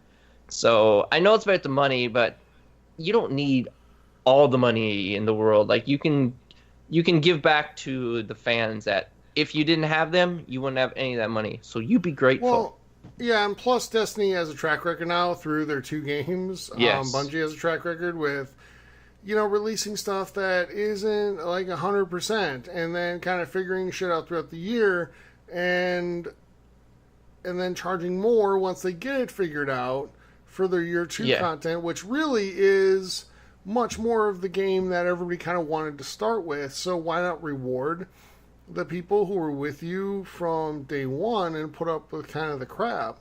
Yeah. Like, okay. That's just kind of how I feel about it, but... Fallout is a great example, Fallout 4, because I forget what the price was, but they released, okay, it's this much price for the season pass, and then they realized, like, wow, we are giving these guys way more content than we were planning. So then they're like, okay, we're going to raise the price from now on, but if you've already paid for it, then that's okay. That's our bad. We'll pay for it. So I feel like they should do that. And I bought Destiny 2. I regret it. And I will not be buying Destiny 3. So what made you regret it, Graham? So just off topic for a sec. Was it the raid? No, it wasn't the raid. It was the repetitiveness of it. Okay. But like you hated the raid. Yes, I did. It was fun, like, going through, like, I guess the campaign, the story, which was really short and pretty linear, too, if I'm correct. Yeah, super. We got to that really quick just so we can unlock through the raids and all this stuff. But then, like, all the public events were the same thing over and over and over. And then I know the raids came later, which maybe brought it a little bit back to life. But I didn't really enjoy it. But overall, no. I feel like it was a waste of money. And now they're trying to get me to spend more money on... No thanks. So, Steven, he's not totally wrong, because we played a lot longer than Graham did, right? And every week we'd go in to do the Nightfalls and all that stuff, and we're like, oh, which one of the, 5 is it this week? And you end up doing the same ones kind of repeatedly, so I get where he's coming from. And they just changed, like, a couple things. Like, the boss might be a little different, but overall it's the same thing. Well, they didn't really even change that much. I don't know, Steven, what do you think? I mean, I had fun with it. I put a decent amount of hours in. So I don't know. I don't think it was that repetitive. I think it was repetitive if you're trying to play 100 hours. Yeah. And I had fun with the raid. I thought it was challenging enough to be entertaining. Mm-hmm. I beat it more than both of you combined. Yeah. No, and that's good. I mean, I had fun with Destiny 2 for the most part. Like, in terms of mechanics of a shooter, it's really good. Yeah. Yeah. So it plays super well. Yeah. And I enjoy that part of it. Part of me wants to play it again. So will you guys be getting into Forsaken when it comes out? Well, we have a question. Do we? Yeah, we do. What a coincidence. J-Pole asks, with all the new info coming out about Destiny 2's Forsaken, will you be jumping in to give it another shot? No. Well, we knew your answer, Graham. Tyler. As Steven would put first- it, a hard no. My first reaction is no, but probably yes. Like, If Steven convinces you. we probably will. And we'll probably play it for like 3 weeks and then be done. But that's just reality. Well, I mean, I'm sure there's people in the community that would want to, carry us through a raid. Maybe if we have enough, we could get some raids going with our community members. That'd be pretty fun. Hint, hint, nudge, nudge. Yeah, hint, hint. Yeah. So if y'all are interested, like, join Discord, let us know. Like, I am interested in getting back, even if Tyler's not. Like, if we have enough people... I am. I'm not. You say that. Graham, this is not for you. Steven, you remember there was like a long period of time we'd get on and we would do every week. We'd be like, oh, the new stuff's up. Let's go. Right. And yeah, we're doing like the same strikes we've done, 10 times before, but it doesn't matter. Like, we were just doing them. Yeah. Like, and collecting the gear. Part of me wants to really bad. Like I said, yesterday, I wanted to play it again. But part of me also understands that Red Dead's coming out, and hopefully the online is different than GTA, and it's more enjoyable. But if not, then Fallout 76 comes out pretty quickly after that, and I think that's going to take a lot of the multiplayer time away. But we do have 2 months. Not to mention Battlefield and, all the other games coming out in the meantime. Sure, but... Like, how long is the Forsaken really going to take to, like, get through? Like, a month? I don't know. Let us know on Discord, and depending on your guys' answers will depend on whether or not we get back into the game. Let's just if there's enough interest. 3 days later. Yeah, but Spider-Man is a single-player open-world game, probably done in 30 hours. Yeah, if there's enough interest, we could easily be swayed into getting Forsaken.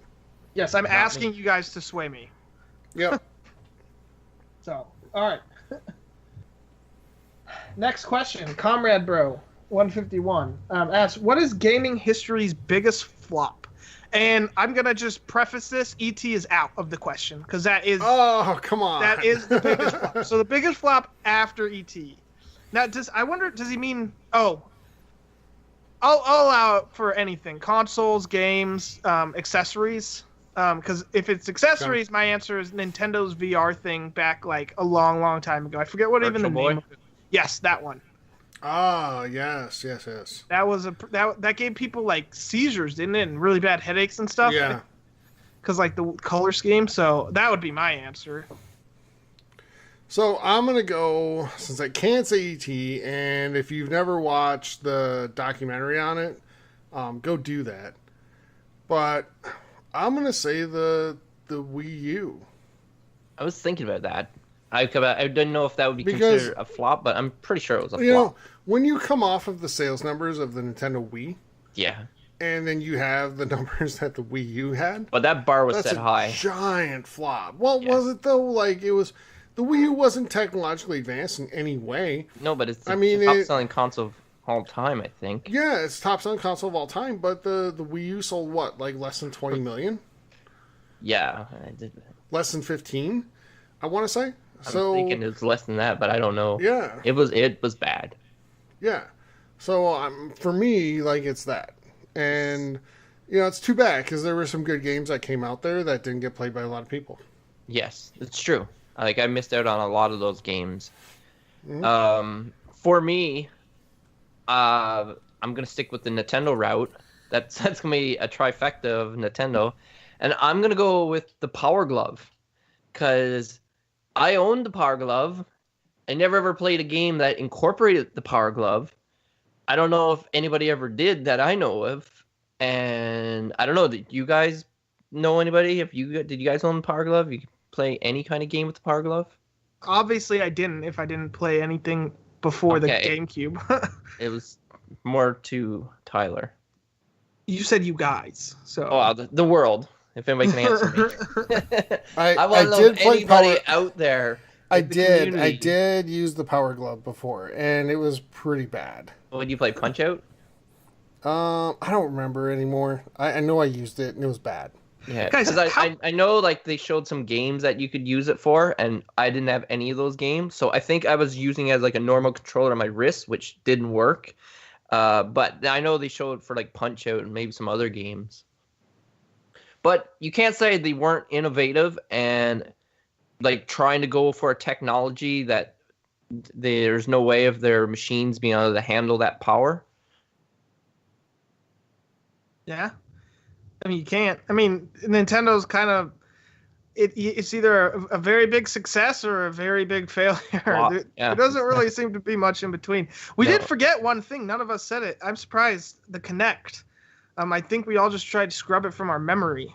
But Oh, the thing to turn my TV on. yeah. That was basically the only function of the Yeah, Kinect for me.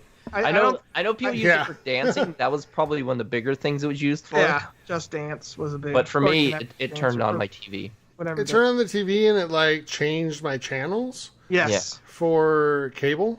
And it listened to me when I was screaming at the game, and I was like, "Shut up, Cortana!" Oh, how many times that when I played NHL with you, Tyler, and Yes. I'd be like, "Nice pass," and then Yes. like, whoop, I'm like, "No." What did you have to say for it to go away? I forget now. Stop listening. yeah, Yeah. listening. Stop listening. Yep. So you'd Then you be have to- playing. Nice You had to pass. preface it too Stop by listening. saying, "Hey, Stop Xbox, listening." stop listening." Like sometimes. No. Yeah. If it was up though, like it would show on the screen, right? Yeah. That I was listening, and the most like common thing Graham said when we were in party playing NHL was stop listening. Yeah. He's like yelling it at the screen. It's the Canadian accent. Yep. Good It was the time. greatest. It was the greatest ever. Like he'd be skating with the puck and he'd be like, "Oh, nice pass," and then all of a sudden he's just like gliding aimlessly because he can't control anything. And yeah, so we were in Discord this week. We were kind of chatting about that and like how funny it would be if Xbox's big hardware announcement was Kinect 3.0, Yeah. and how disastrous do you think that would be? A big disaster. It still might be coming back. I don't know with what. No, like that's only an article I would expect to see on April 1st. Yeah. Like, no way. They just know. Even if they had it perfected, even if it was like... They'd have to call it Just- something else. They'd have to just call it something else. Don't call it Connect. And it couldn't look anything like, the Kinect sensor. It couldn't look anything like that. It would just have to be totally different. They'd call it Project Natal, right? Or Natal or something. Natal. Natal, Yeah, yeah. Natal. Yeah. Yeah. All right. No. All right. So last question here. All right, yep. From Librotron. He says, "I'm looking to start streaming on Twitch more and start to get more of a following, maybe start a YouTube channel. Just get more into gaming in general. What advice would you guys give?" Don't do it. No, I'm kidding. Go ahead. I was just gonna say for Twitch, having a set schedule where you play at the same times, like whatever days you're streaming, will probably be helpful.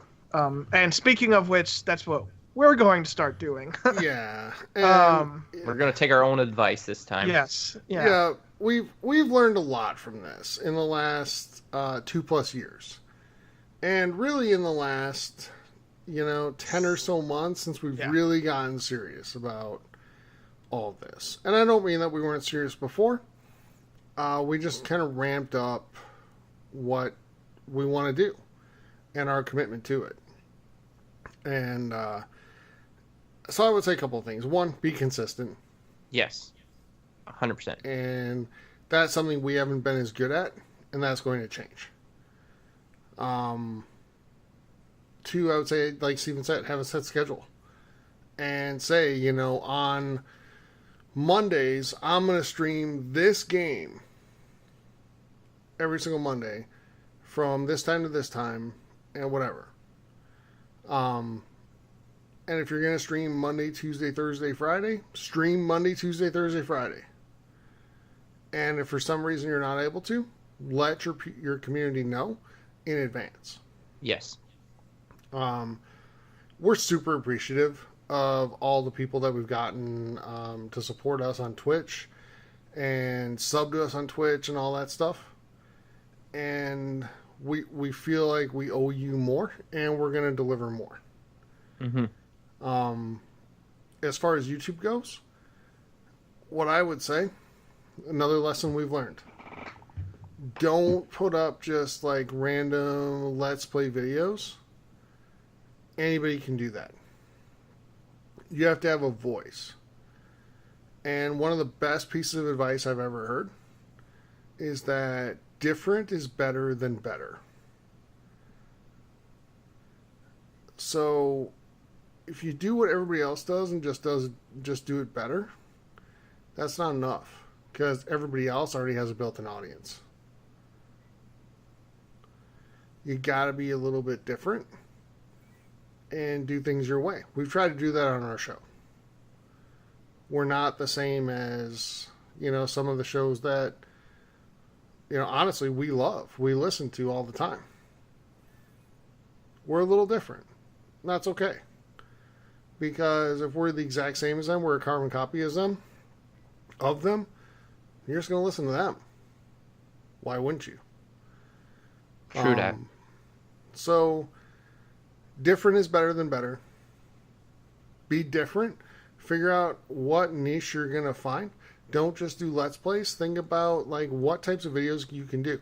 You can do a 5-minute video that says something about a game or about a series or about a genre that's more impactful than a 45-minute video just playing a game and talking through it.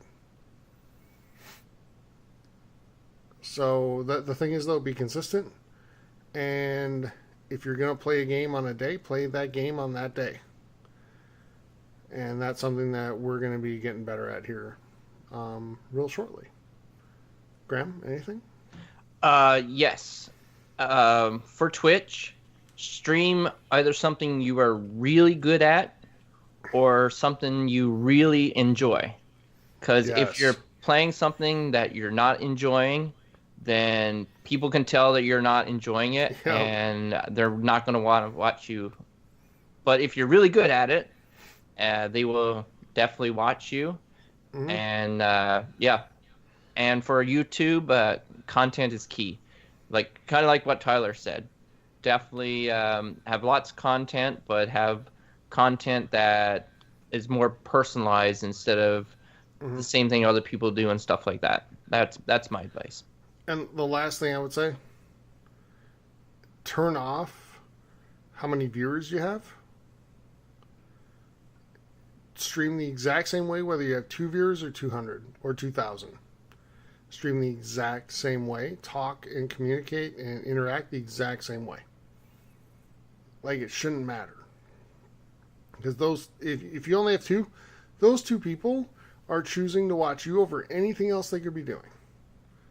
And I'll tell you guys, in our community, I can't tell you how thankful we are when you guys can watch us on Twitch.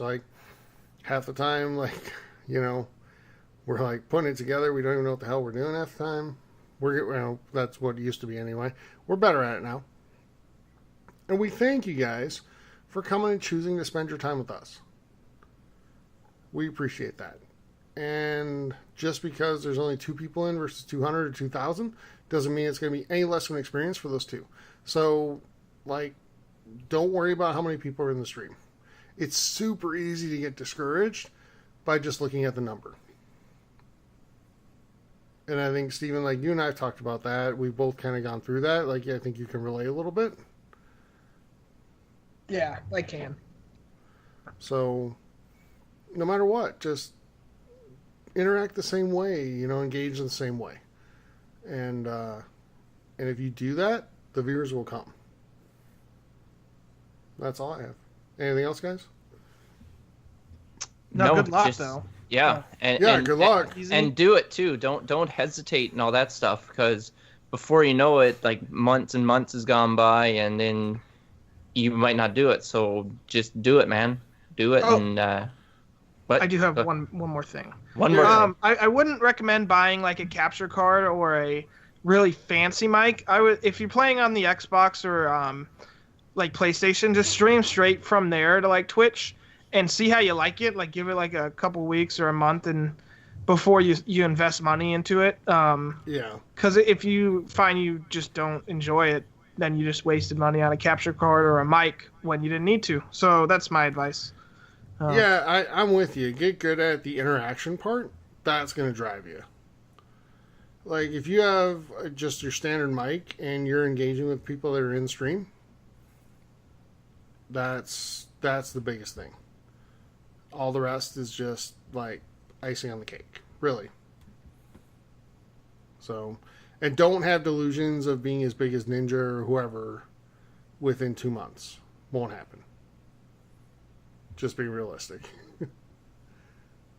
So, all right. Anything else, guys? No. No. All right. So let's get out of here. We got a few minutes to wrap it up. So, we really thank you for joining us, but we'd really love to have you join our community too if you haven't yet. And the ways to do that are go to Facebook, the Gaming Hub forums there.